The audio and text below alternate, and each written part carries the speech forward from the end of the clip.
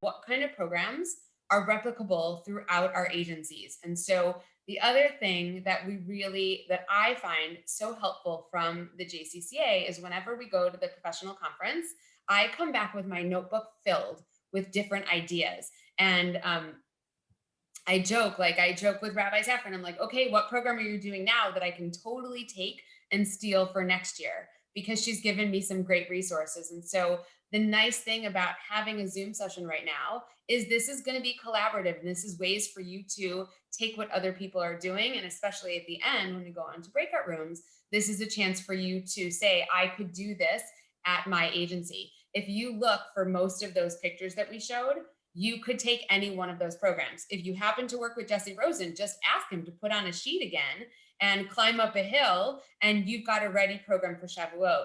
If you are wanting to, for Purim this year, Raven likes that one. If for Purim you're ready, take some Zoom screens, come Zoom appropriate, get your staff to dress up, you're ready to go. And if you have Home Depot in your community, convince them that your JCC wants to partner with them to make Sukkot, and you have a program for Sukkot that's a really easy program to plan for families and will bring the traditions and the customs of Sukkot in.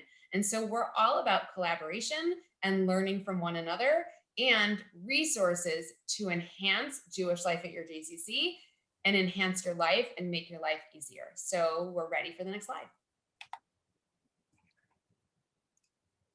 The first caveat we're going to tell you is the resources we're going to show you today are not exhaustive. There are so many out there. And what we tried to do was to pick different aspects and different populations that we think would work best with each one of these sites. And then we have some additional sites as well, but these are ones that you can click easily. They're there. It is by no means everything. And in just a little bit, we're going to ask for your participation again and ask for you to share some of your go-to resources. So the first one we're going to talk about is My Jewish Learning. Then we're going to go into Safaria, PJ Library, and Bim Bam. And this is just to start, and then there's lots more out there. So we're ready for the next slide. So I also just want to say that our presentation will be available on the JCCA platform later on, as will some other resources that we're sharing. So if you see a little snapshot of something, or if you see, lots of words and ideas that you want to write down, just know that you will be able to access it later. And as we go through these next 4 websites, just a little preview that after that, this session, the second part of this session is session's title is called A Case Study for Shavuot. So as we go through these websites, we are going to be looking at them kind of through the lens of the holiday of Shavuot. So see what you can glean about Shavuot as we go through these sites, because that will come in handy a little bit later on. Okay, so the first site, as Rabbi Shamah said, that we're looking at today, My Jewish Learning. This is my go-to for so many things throughout my work at the JCC. These are all just screenshots of the website, so I can't exactly scroll down and show you, but it's so great just for example, general overviews of holidays, thought, what does Jewish tradition have to say about X, Y, or Z.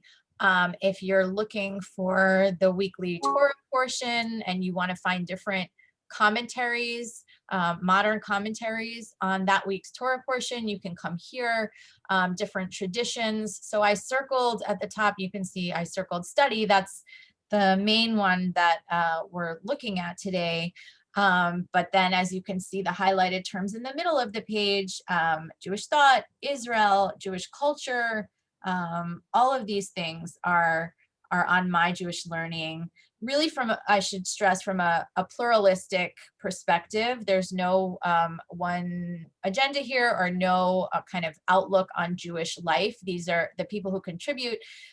While it leans more liberal, there are people from all different backgrounds who contribute to this site. So here's an example: must a Jew believe in God? And then there will be a bunch of articles about this idea. Again, here is the weekly Torah portion. So as you can see on the left side, there is a summary, and you can click on what you want to know. Just real quick, what happens in this week's Parsha. I don't have time to read the whole thing, but I just want the main ideas. You click right here and it will tell you. In the center of the page, as you can see, it shows you the actual Torah reading. So the actual text, what is the text of this week's Torah portion or Parsha, and what does it say? And if you want more of that detail, you can click there. And then on the right side, it has the featured commentary. So each week it features a different contemporary commentary on the Parsha. But if you were to scroll down, you would see a place to click for other commentaries, and there will be all of these other articles that you can click on that will just help to provoke ideas in yourself, or for conversation with others, or for themes in projects or programs, or whatever, however you want to use it, for that week's Torah portion. And I think that that's an important one as we go through these websites.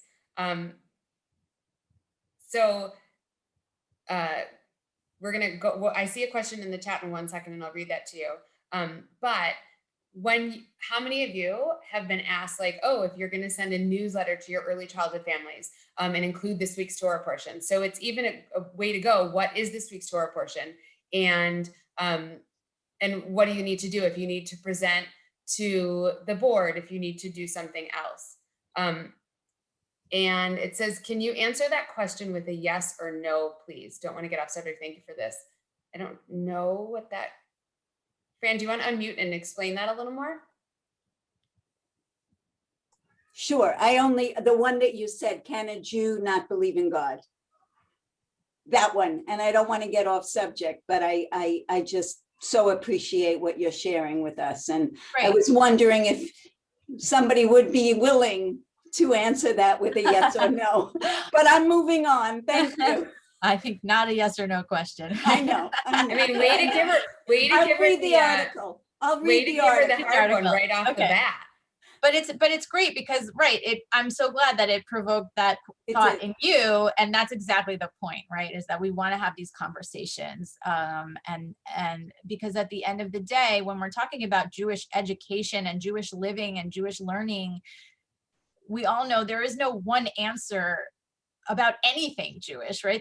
We have multiple opinions on everything. And so, it's about engaging in the conversation and the thoughts and the questions and the debates. And that's what this website really helps with. And ProCon is only 3 days. Not if it was 3 months, then that's great. Let's dive into it. Good question. Yes. So, and here's where you can, so I circled, if you can see on the upper left corner, the tab that says celebrate, and that will have all of the Jewish holidays. So you click on the holiday and you'll see something like this. And then when you get more into it, it will show you, for example, there's a, Shavuot 101. So you can see Shavuot, just very briefly, we call it the festival of weeks, right? Shavuot is week. Shavuot literally means weeks. Celebrated 7 weeks after Passover, exactly 50 days after the first Seder. It's also referred to sometimes as Pentecost, and does share similarities with that holiday in Christianity. Its origins are to be found in the ancient grain harvest festival, hence the picture of wheat. But it also has long been identified with the giving of the Torah on Mount Sinai. So that's kind of, Shavuot in a nutshell right there. But then it will give you all of these other details and areas to explore. Shavuot history, Shavuot at home and what do people do? Shavuot in the community and what do people do? So I highlighted some main points here, which again, you will be able to go back to and explore at your leisure, but just so you can kind of see, in the history, I highlighted that it's the grain harvest of early summer. It's again recognizes giving of the Torah. It was an ancient pilgrimage holiday, along with Pesach and Sukkot. Here are some of the themes at the bottom: entering into a covenant or formal agreement between God and Mount Sinai. And in the community, what do we do when we go to synagogue on Shavuot? We read the book of Ruth. What else do? We have this custom called the Tikkun Leil Shavuot, where we stay up all night studying, just as our ancestors, the rabbis teach, stayed up all night in anticipation of receiving the Torah. So there are so many amazing things about just this holiday, and My Jewish Learning can really highlight those, whether you are, as Rabbi Shamah was saying, whether you have a background, a formal education in this kind of stuff or not. It really can speak to, I think, so many different levels and backgrounds. Okay, and now Rabbi Shamah is going to take over. Great, and I'm going to make that segue into the next site, but I want to just go back to the idea of My Jewish Learning. So our JCC has a practice that at every staff communication meeting every other week, we ask a different staff member to present on the Jewish moment. And you do not have to be Jewish. You don't have to be a Jewish educator. In fact, we ask all staff to take a turn. And so when I sit down with the staff and they'll say, can you help me get ready for my Torah portion? Can you help me with my moment of Jewish learning? The first site that I actually use in this case, more often than not, is I'll say, go to myjewishlearning.com, because everyone wants to know what's the reputable site. Where can you go if you don't know much about Judaism, you want to know more, where you're afraid, is this the right place to click on the internet? And so My Jewish Learning, I think, is great and very accessible for our staff to be able to say, click on this subject and get the answer. So that's the practical sense of how I use this frequently in our JCC and across departments to really get that base information. So now we're going to go to the next site, which is Safaria.org. Just by show of your Zoom hand, how many of you know about Safaria? I'm going to scroll down and I'm going to see, and you can put in the chat. How many of you? So Debbie, I see that. I see Mark raising his hand. I see Larry raising his hand. Judy. So some of you know about Safaria and others have no idea. This is the website where I say, where has it been all of my life? Because Safaria is a collection of Jewish texts. And when I was in rabbinical school a couple decades ago, we didn't have this opportunity. So we had to go to the copier and we had to go and copy the text that we want and then cut it out and put it down, tape it down and make sure that your tape was all sealed at the edge. So you didn't have the lines. So on Safaria, and we can go to the next slide, you actually have the opportunity to look at all the Jewish texts they have. So they say start at the beginning. It gives you the library of text. So it has Talmud, it has Jewish law, it has Torah, it has all of Tanakh, it has lots of different things. We can go to the next one. And it's really user-friendly. So you go to the Safaria library and it says you have Tanakh. So if you want to take, for example, the story of Esther, you want to go under Tanakh and you want to go to Ketuvim and you want to say Esther. And let's maybe I'm sorry, Rabbi Shamah, but let's just maybe clarify what is Tanakh, because I'm not sure if everyone on our... Absolutely. Thank you for stopping me on that one. So Tanakh is Torah, Nevi'im, and Ketuvim. So it is the 5 books of Moses for Torah. And then for Nevi'im, it is the prophet section. And then for writing, it's the book of Ruth and it's Ecclesiastes and it's Lamentations and it's the book of Esther. So that all makes up Tanakh.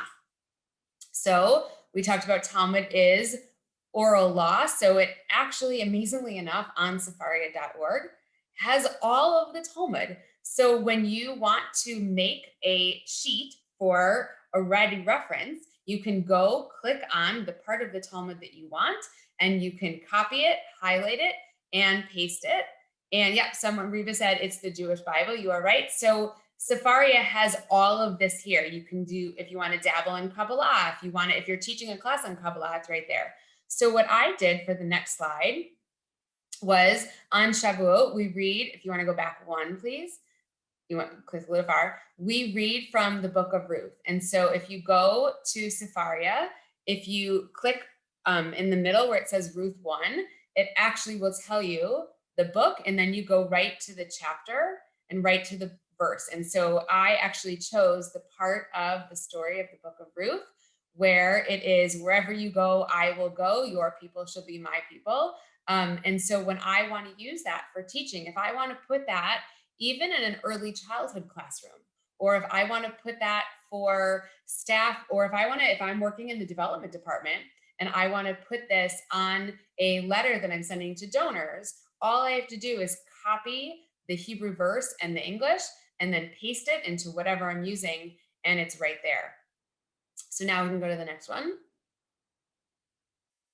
And in Safaria, not only do you have all of the Jewish text right there at your fingertips, but it also then gives you different commentaries. So if I wanted to go and look to see what other scholars are saying about the holiday of Shavuot, I can type in, and these are resource pages that other scholars have done, you can see, related to Torah, to Mount Sinai, to giving of the Torah. So if you want to go back and answer the question of, do you have to be Jewish to believe, do you have to believe in God to be Jewish? What about belief in God? If you want to type in Safaria and you want to type in belief in God, you're going to see other related materials on Safaria that you can use as a resource, and you can print them off. You can cite your scholars, but use them as part of what you're doing. And so it's a really, really helpful website to make everything pretty and no longer have to do the take your page of your Chumash, of your Hebrew Bible, and go to the copier and put it down and press the button and hope that you got it to fit on the screen and then paste it. Like, Safaria does all that for you. And so it really elevates the look of your work, but it also has everything at your fingertips. So this is one of my go-to websites. This is a great question. Is it necessary to sign up for Safaria and log in? The answer is big. Nope, not necessary. So you can go right to Safaria and don't log in. I don't even have a login. There's a whole big public part where you can use it and not have to sign in. If you wanted to go a little further, it'll give you when you sign in. You can also go even further in terms of other handouts. But as Rabbi Elson says, you can see other users' handouts too. But you don't have to be a member of Safaria, which is awesome because it's one less password to have to learn.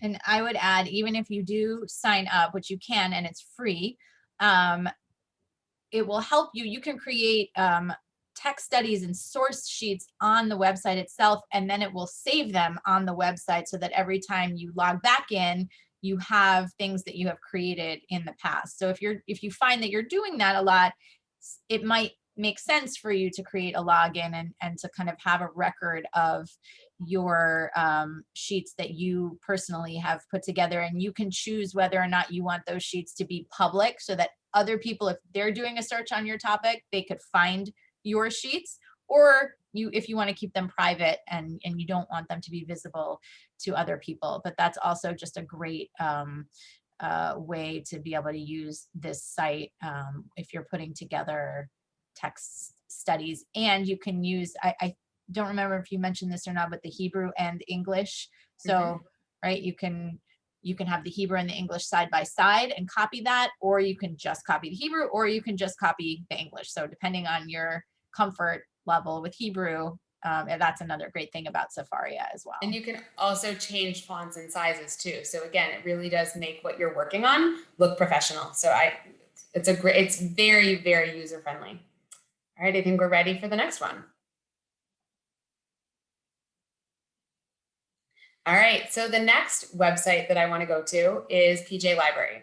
And I mentioned it briefly when I talked about the Home Depot program, but we are one of very few JCCs where PJ Library is housed at our JCC. And so I actually supervise and run our PJ Library program. Even if I didn't, I would still use pjlibrary.org as a reference and as a tool to keep in my toolkit for teaching. So for those of you who don't know what PJ Library is a program started by the Harold Grinspoon Foundation, and they send free award-winning Jewish books on holidays and values and customs and traditions to families from birth all the way through age 12 for PJ Our Way. And PJ Library is not just a Jewish book program, but it's also an engagement program. And so PJ Library has a ton of tremendous resources. The books themselves are a great resource. And if you have PJ Library in your community, and most of our JCCs are in communities where there is PJ Library, lots of families will donate past PJ Library books so we can use them in our early childhood settings. And families will bring them so you can have them in libraries if you have at your JCC, so you can have great Jewish books around for people to read. But PJ Library also has lots of references. So we're ready for the next slide. And I want to just show you for PJ Library, let's say you wanted to use a book on a certain topic. So I don't know, not everyone knows this, and I know I've taught about this a lot at our JCC. PJ Library has published hundreds and hundreds of amazing books in the last, started in 2007, so in the last, 13, 14, 15 years. And if you are looking for a book on a subject, all you have to do is go to their website. And again, you don't have to be logged in to do this, but you can type in the holiday that you want. You can type in the topic, you can type in the value, and it gives you the book, but it also tells you the age range for whom the book was intended. And that's really helpful to be able to think, I'm doing a challah and community at our JCC, and it's around a holiday and I want to read a book. Tell me about the age that I'm looking for. So PJ Library can separate by holidays, by values, by books, and by music. And it's really easy to do. So just go pick up the book you want. If you don't happen to have a copy of PJ Library, that book, most of the books are actually available at bookstores and on Amazon. So if you wanted to work ahead, come up with the book you're going to use in your program and then get a copy of the book. Also ask around because lots of families have them, but this is a great way to use that. So now we're ready for the next part of the website. So one is the active book search. Have a holiday, have a teaching, get your book. The second one is to actually go into the website, and they have a section just for grandparents. They have a section for parents.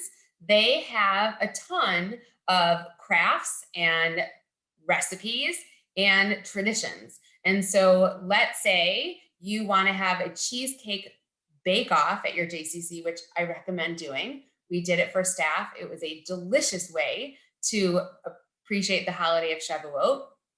But if you want to have a cheesecake bake-off, or if you want to have families do a cheesecake bake-off, you can actually supply the recipe. And it's right there on the PJ Library website. You can have the recipe, you can have some different activities, some crafts. If you're like, I'm pressed for time, I was asked to do this, great, go to the website and they've got lots of activities for you to use. So this is pjlibrary.org.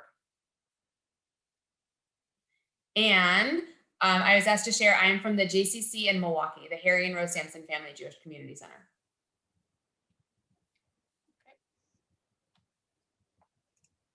Okay, great. Going to the next one. So the next resource that we wanted to talk to you guys about is Bim Bom. Some of you may know it from its original name, which was Godcast. So they started out doing short videos, largely about the Torah portion, largely animated, maybe for a younger audience, but they've since expanded a lot, and they're called Bim Bom now. And as you can see, they use digital storytelling to spark connections to Judaism for learners of all ages. And so I highlighted the tabs at the top. There's Kids and Family, there's Judaism 101, there's still Torah and texts, and then there's a special section for educators. So this is a really great resource, especially in today's world where people learn in so many different ways and so many different ages, and instead of just kind of maybe creating a text study or just standing and having frontal, learning or teaching, this is a way that you can get people maybe sometimes a little more engaged. The videos are fun and they're funny and they're just interesting to watch and learn from. So for example, here is the Judaism 101 section. And as you can see, At the bottom, how to bring Judaism into your home, a Jewish guide to helping your friend in mourning. What is a mitzvah? Jewish wedding ceremonies, what to expect. How did Judaism get its name? So again, this is a non-denominational, pluralistic website, probably again leaning more liberal, but really not coming at it from a certain perspective, but just trying to encourage people to learn and to question and to be open. So what, and here is another example of the Torah portion. So, we looked earlier at My Jewish Learning and how we would find the Torah portion that way. This is another great way to teach the Torah portion, and you can just click on a video of that week's, or you can do a search for any other week's Torah portion, and it'll give you a nice, concise summary of what happens in that parsha, in that portion. So I'd love now to show you one of these videos. We're going to watch the video about, you guessed it, Shavuot. So it's about 4 minutes. I hope you enjoy it. And again, just keep your wheels turning as you absorb some more Shavuot fun facts and information that you'll use in just a bit. Okay, here we go. Shavuot, or as your grandpa says, Shavuos, is the biggest Jewish holiday you've never heard of. And if you have heard of it, great. We don't need to hear about it in the comments. It's one of the 3 major pilgrimage festivals when Israelites schlepped to the temple to give offerings. In the Torah, it says to have a holiday 7 weeks after Passover, although it's less specific about all the details of what to do on it, apart from offering the first fruits of your wheat harvest, which feels not so relevant.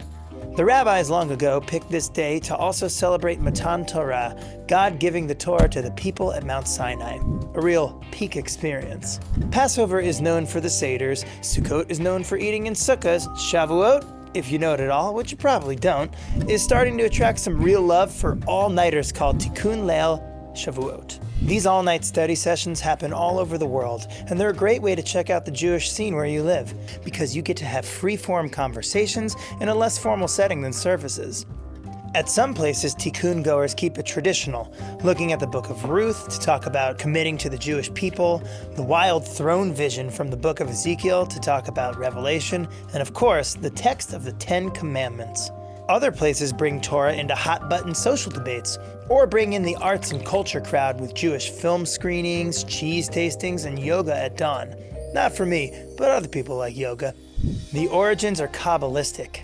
It's told that the ancient Israelites overslept when the Torah was given, so we stay awake to show our eagerness to receive the Torah all over again. Receiving the Torah, that phrase. It's not just about Moses and the physical 10 Commandments up on Sinai. It's about how we absorb all the Jewish teachings we learn. By the way, receiving Torah doesn't mean the same thing to everyone. Check out these 2 classic Jewish stories. In one, God uprooted Mount Sinai and held it over the people's heads like a barrel, saying, "Accept the Torah or else." So they accepted. Some choice. Another says that God went from nation to nation offering them the Torah, but each of them rejected it until finally the Jewish people said, "Yeah, okay, na'aseh v'nishma, we will do, we will listen." This is part of the gist of the phrase chosen people, by the way. Of all of the people in the world, the Jews agreed to receive the Torah. Shavuot has other traditions besides the Tikkun, like decorating your home with greenery and flowers, because a midrash tells that Mount Sinai suddenly bloomed when the Torah was given. Since this 2-day holiday also commemorates the bringing of the first fruits of the harvest to Jerusalem, it's a great time to grab friends for a picnic or a garden party. It's common in Ashkenazi communities to eat a lot of dairy. Make sure to take those digestive aids. Perhaps this is to remember that the Torah is as sweet as honey and milk. In Sephardic homes, they'll go for a large meat meal later on because meat. Because the holiday is about receiving Torah, it's a time for young children to bake alphabet-shaped cookies, older kids to start to learn Hebrew letters, and in some communities for teenagers, they celebrate confirmation. It's taught that when the Torah was received, everyone heard it in their own language and according to their ability to understand. And that's still true today. Judaism puts great importance on mitzvahs like honoring parents, visiting the sick, and welcoming guests. But Talmud Torah keneged kulam, Torah study is equal to them all. Shavuot is an invitation for Jewish people to stand together in solidarity at the mountain, each according to who we are. It's an invitation to create a plan for continued learning and spiritual growth. While on all other nights it's better to give than to receive, on this night, it's all about receiving that Torah. Happy Shavuot.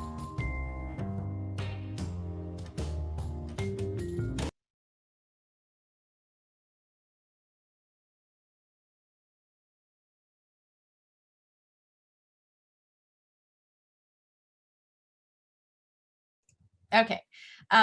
So as you can see, I mean, they're really fun and engaging videos, but they're also super high level. I mean, there are so many texts in there and just so much wisdom and tradition and things that you can pull from just that one video. You can take a text, you can do something with dairy, you can decorate with flowers, I mean, there's just like so many different angles to take, and it really covers a lot of aspects of the holiday. So that's what's great about these videos and how they can be really, really useful. Fun fact, when we were talking about this section and including this reference, I have not actually used Bim Bam so much for adults. I really used it more for kids. And so when Rabbi Safran was saying that she wanted to include Bim Bam, I was like, okay, that's cute. We can put it in the kids section. And she said, no, look a little further. It's actually a great reference for adults. And so I stand corrected. And I think it's important to point out that it is, especially in this age of, technology where we like all these different sounds and shapes and everything else coming at us. Like, I think it is enjoyable from an adult perspective. And so it really should be limited. It should not be limited and really used for all different ages. Awesome. Thank you. So next, we're just going to take a couple more minutes before we get into our activity for the session to show you some resources that Rabbi Shamah and I have personally created for our JCCs and that we feel could be really easily replicable and useful to you in yours. So with that, sorry. Oh, look, we get a little more video. Okay. All right, So and we're Rabbi just going to Shamah's go. Perfect. We're going to go quickly on these. Again, these resources are going to be on the website once everything is up. Mark Horowitz has promised to share. So this is something that I did for our JCC along with Jody Hirsch, who is our Jewish educator. We have a Jewish glossary. So how many of you in your agencies have spelled Hanukkah 18 different ways and 18 different ways in the same email blast? So we were posed the challenge of, we need one spelling for everything. So we went through and looked at the Hebrew and looked at the pronunciation, and we have a JCC, it's our JCC approved spelling.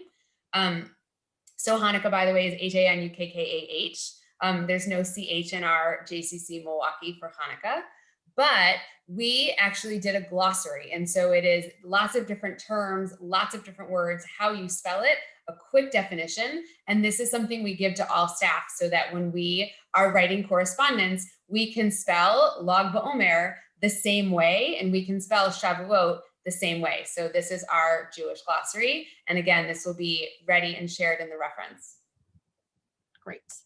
And this is a calendar of Jewish holidays that we create every year here in Houston. And as you can see, for each holiday, first of all, we put the calendar, the month at a glance on the left side. Then we have the specific holidays, when they begin and when they end in the middle. And there's a short description that just tells you the gist of the holiday, why we celebrate. And then on the far right side, it includes the greeting. So what, we get this question a lot from our staff. What do I say to people on this particular holiday? If someone's walking through the building, or if it gets to be close to the holiday, what's the proper greeting or phrase to say?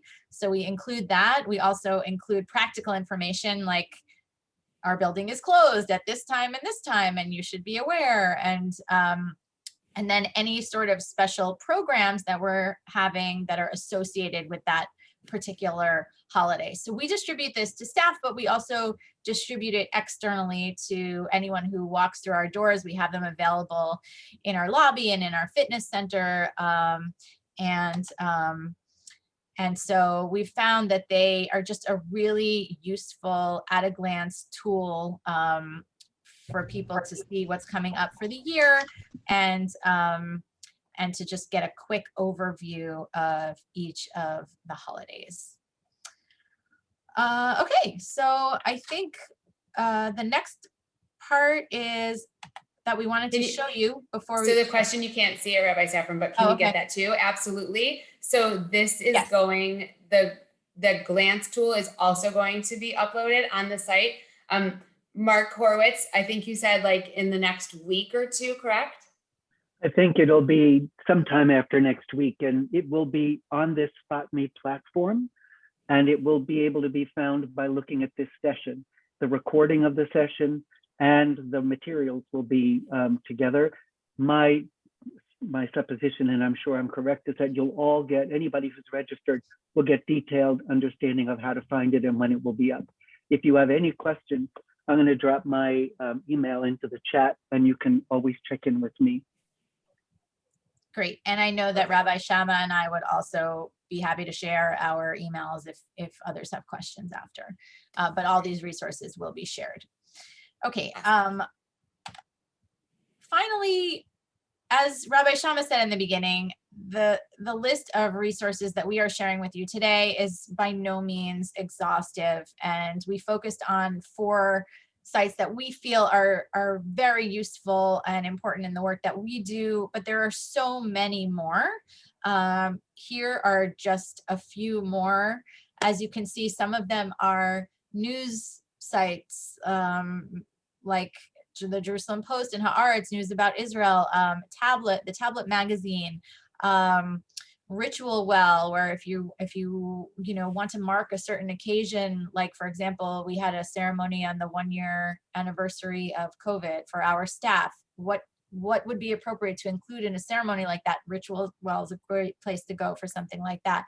I go to Chabad.org quite often as well for summaries of the Torah portion and the Torah text itself. They're a great resource for that type of thing. For social action, the Religious Action Center of Reform Judaism is a great place to go.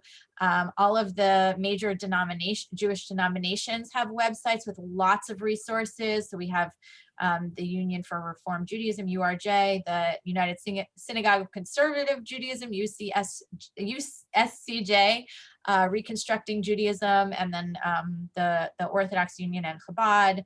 And Kveller is a great site where people share tips on Jewish parenting. And if you work with families and parents in early childhood, it's also a really nice place to go. So we wanted to ask you, what sites would you add to this? Type into the chat if there are sites that we haven't mentioned yet that you go to often, or that you feel like it would be useful for others in this group to know about. What are they? Now's our time to just take a minute before we break into an activity and share those websites and resources. 18 Doors, Jubelong. I see 2 votes for Jubelong. Mayim Bialik's YouTube channel. Oh, I haven't used that.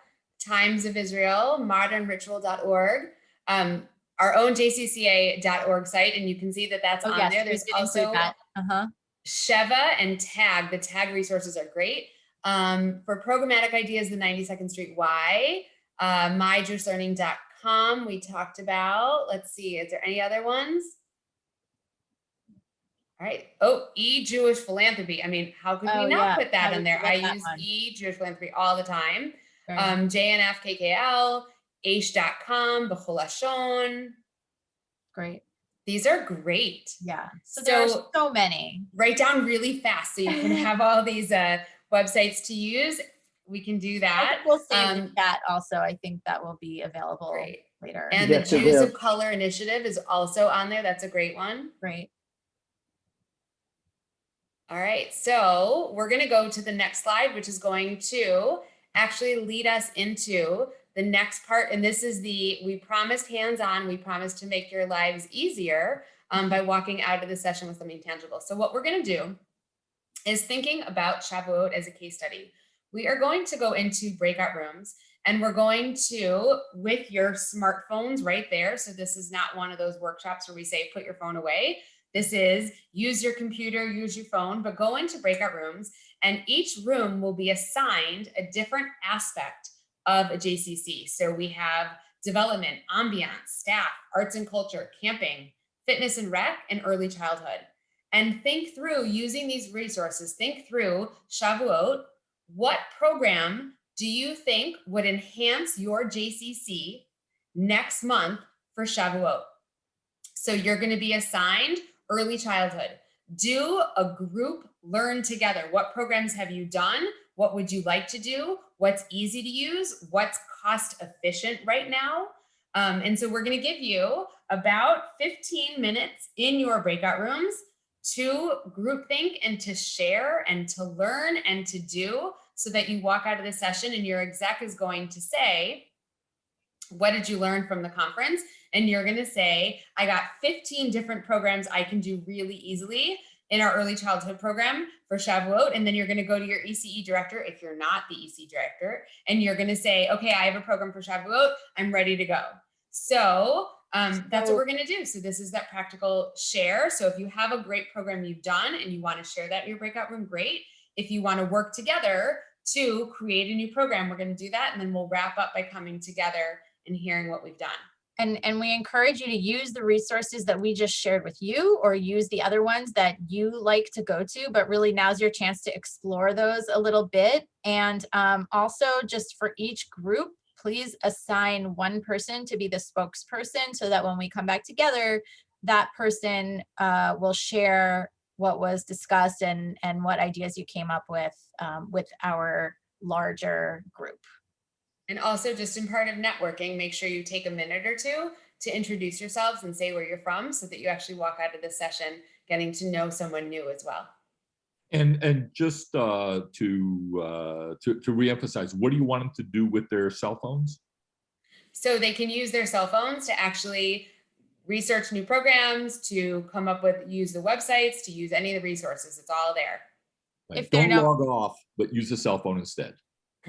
Yeah. Just if you feel like you need more information about Shavuot or more ideas, or you want to explore some of the sites that we just touched upon, that's where we're encouraging you to use your phones if you need to. All right. So Mark, I think we're ready to go to breakout room land. Okay, I'm going to press the button. Just press your button. And if I'll be in the main room if you get stuck or lost in the air somewhere. And I think each room will be titled so that you can see what your topic is.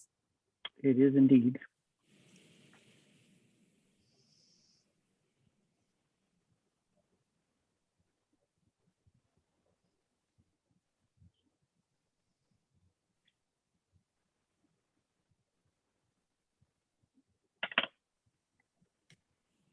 Okay, I still see some of you still here.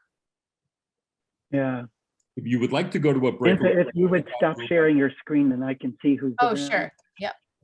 If you would like to go to a breakout room, but you haven't been assigned one, then just put it in the chat, and we'll assign you. Yeah, there's still a whole lot of people that are not pressing their buttons that have been assigned. 5 people.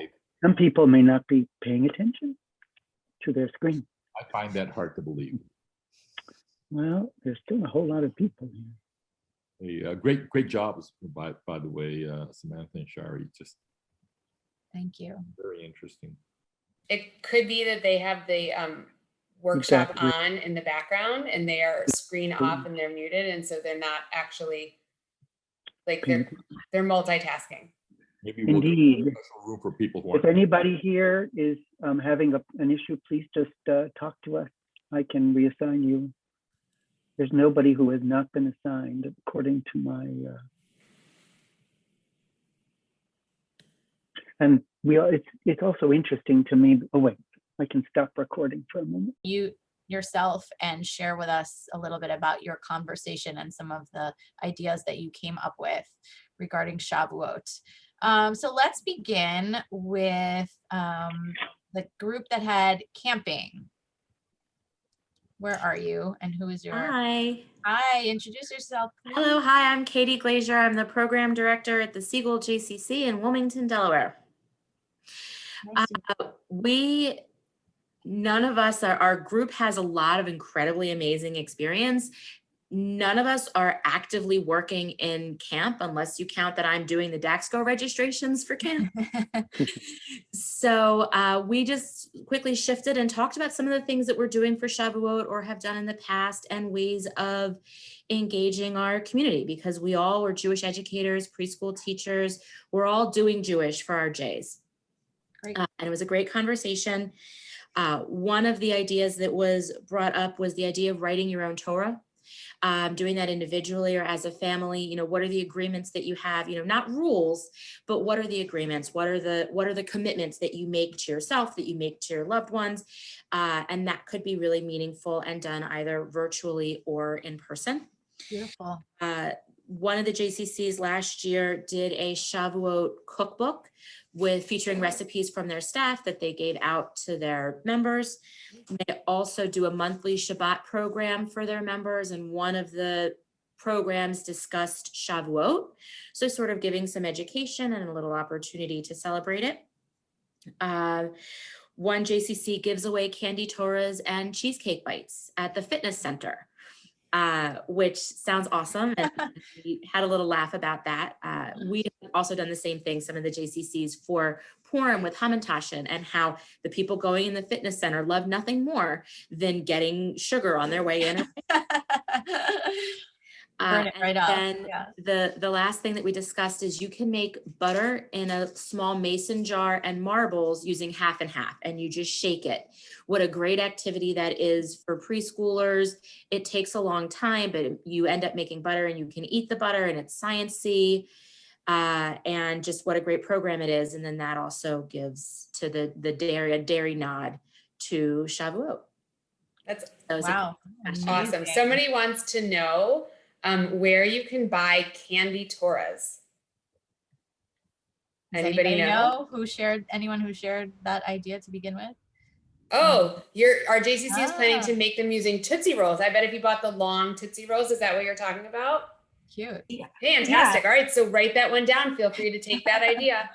I will also say just for our High Holy Day bags that we put together, we also acknowledge Simchat Torah, and we got these amazing candies, kosher candies called Torah Oodles.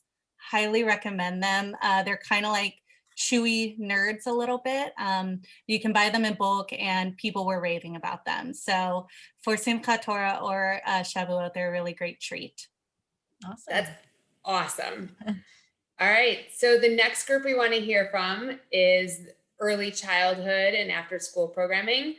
And so Torah Oodles is in there. You can make a little chat here. You can make Torah with fajitas and cream cheese. Yummy. So let's hear from our early childhood after school and tell us about your conversation. Who is that? So I think that we neglected to choose a speaker. So if the group is okay, I'll just jump on in. So we spoke about the different kinds of activities that we could do with the school age or preschool age children and families. We talked, they've done farming experiences where families making cheese together. We talked about a community hike, similar to, I guess, a picture that we had seen. In the beginning of the program, we talked about food programs relating to having ice cream, Sunday making stations, obviously pre-COVID. And one of our members actually said that it's like a really wonderful experience to see kind of everybody spread across their lobby, all enjoying the ice cream together. It's just a very engaging experience.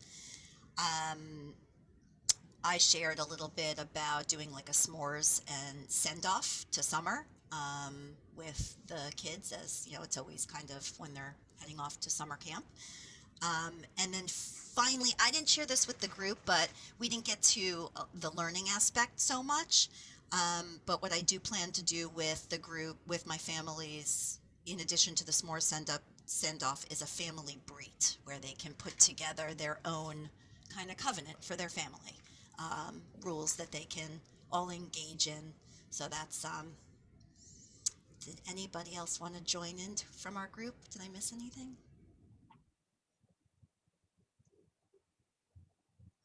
Great. Really nice. Thank you. Okay, how about arts and culture? Who had arts and culture? Hello. Hi.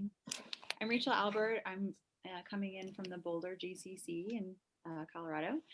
And our group, actually it was funny. And so in our group, a lot of us were sort of new to working at the J. And then we had one person who had been there for a few years. And so we didn't have a whole lot of historical knowledge to draw on. But one of the things I wanted to share is that our J is unique in that we have a farm on campus, the Milk and Honey Farm, and it's a really special space. And so for this year, we'll be doing an in-person on-farm program for Shavuot. We're calling it Baby Goat Shavuot, because we do have baby goats now.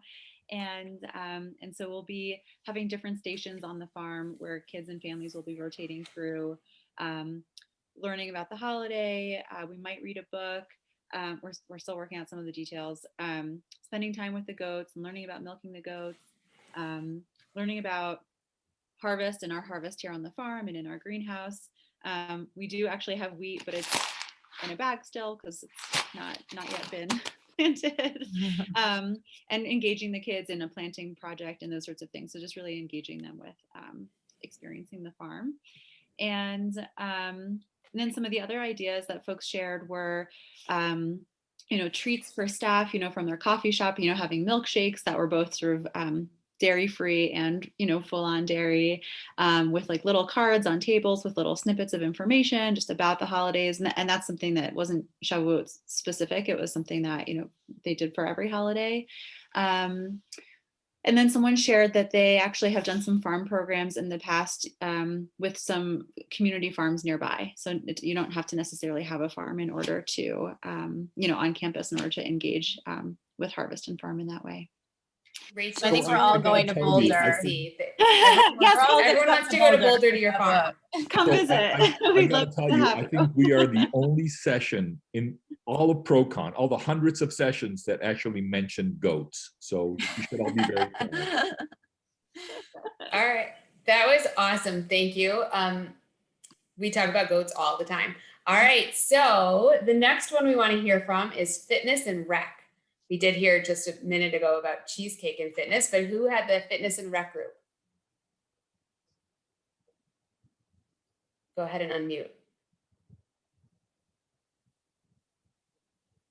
Do we have anyone? Bueller? Nobody? Am I missing it or? There we go. Oh, I see Sarah. Thank you, Sarah. Good. Sorry, no, we didn't vote on a leader either, and I think I was just someone would step up, but I guess. Well, thank you for stepping up and being a leader. But maybe her internet just went out. Yeah, I don't see her now. Yeah, Sarah from Florida had some really great ideas about using the counting of the Omer. Is she back on? Sarah Yes, Brown, Sarah, are you back on? I'm on. Okay, great. Okay, we lost you for a minute. Okay. Go for it. Okay. If I cut out again, someone else from the group can take over. So we actually count the Omer every year with the fitness challenge. So we start, of course, with the second night of Passover, and our members get like a fitness calendar, and they do 1 repetition of an exercise and an additional rep every single day until they get to 49 reps. So the first year we did it was burpees. This year we're doing squats, and we encourage people to like post videos, and then they get that kind of cumulative growth experience where they're just committing to doing a little bit more every day. They can do it anywhere. It doesn't have to be at our facility. They can do it at home. They can do it with their kids. And they can do any modification or intensification. So it adds that element of individuality to the challenge as well. So we can all participate in something bigger than ourselves in our own way. And we can grow. And if you miss a day, you can make up on the day. So that's what we do here. And then we also talked about other ideas like a hike for the holiday would be a great idea, or playing on the 10 commandments, like maybe a fitness challenge off of like using the number 10 reps of something, or 10 different exercises, some sort of simple, or 10 minutes, or even cumulative miles, for wandering in the desert. So those are kind of the ideas that we've had. This is so great. Thank you. I see a lot of nodding heads and hands writing down. So this is really terrific. How about staff? What group talked about what you could do for staff with Shavuot? Okay, so my name is Gon from Buffalo. There were 3 of us. I was put on the spot. So we talked about ideas for staff in regards to my JCC. I think about a potluck, which I think it's COVID safe, more or less. I believe so, but it's a question to be asked whether it's appropriate for normal times or even now. I wasn't sure, maybe if it's a potluck for staff potluck for, of course, dairy, if to do it like in the offices or in our camp land, which is really like a couple minutes walk, and that's like out in nature. But I'm already like writing down the email to suggest it to the right people. That's great. Awesome. So thank you. So we like staff potluck. Now our JCC did do a year of baking challenges. And so we did a Mandelbrot bake-off, a kugel bake-off, and a cheesecake bake-off. And those were highly attended programs by our staff. Funny thing that food tends to be the great unifier. If you're looking to do it COVID safe, you could pre-package you could take a cheesecake and you could put it in little pre-packaged things and then deliver it. I also have taken challah carts before and delivered challah on a little cart all throughout our agency. And so you leave it a little mini challah on someone's desk, and so you get a little taste of Shabbat, or you could do that with cheesecake too. We've also done like the yogurt covered raisins, like just little packages that people can take and grab. Oh, I'm doing that one. See, taking ideas. This is what our goal of our session. The last one I think we have is ambiance. I think we have 2 more, development and ambiance. Oh, great. So ambiance, do you want to go next? Hi, I'm Jessie. I'm a program coordinator at the Seattle JCC up in Washington. And so we talked a lot about like how to decorate, for lack of a better word, our lobbies and our public spaces in our J's. So the ideas that we came up with was to create a mountain out of paper and put it on the wall, and then people can put like little people on it to like climb the mountain. We talked about having little paper Torahs for kids to decorate. Also putting flowers and other kind of greenery all over, like creating like flower crowns, and then wrapping garlands kind of around the stairwells as people go up and down. Another really fun idea that someone had was to take empty milk cartons with little kind of quotes in them and kind of sprinkle them all over the J. And when someone finds a milk carton, you bring it up to the front desk and they get like a little treat. Let's see. Oh, another idea we had, or someone else had, was at the pickup drop off for like ECS and things like that, like each car gets a little flower, or just kind of handing out flowers however seems best for your particular agency. So yeah, I think those are all of our ideas. Great. Really nice. Thank you. And we'll ask for the development group, and then we will wrap up. We're almost out of time. Who was in the development group?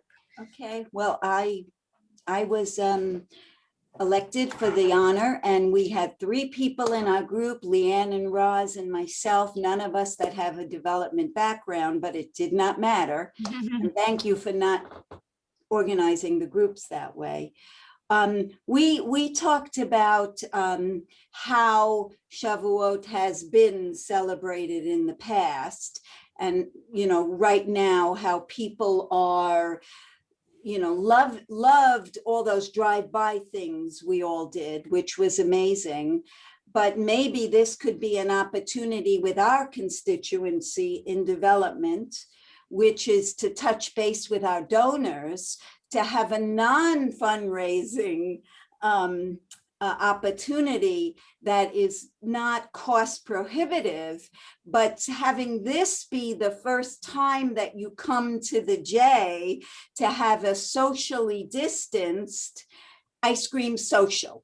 So, and the three of us also agreed that we thought that the PJ Library resource is just such a great resource for utilizing celebrations and finding ways to bring it to the people that we work with. So did I miss anything, Leanne and Ross? Okay, well, I'm going to actually, and I hate to be the bad guy here, I'm going to stop this amazing conversation. We have about 45 seconds to go, and I just want to thank our two presenters, Rabbi Safran and Rabbi Shamah, for just a great presentation. Again, probably the only presentation where we mentioned Safaria, goats, and burpees all in one session. I want to remind everybody, you can continue the conversation at JCafe, and certainly continue the conversation on Spot Me Chat. So once again, thank you so much to our presenters and to everybody who participated.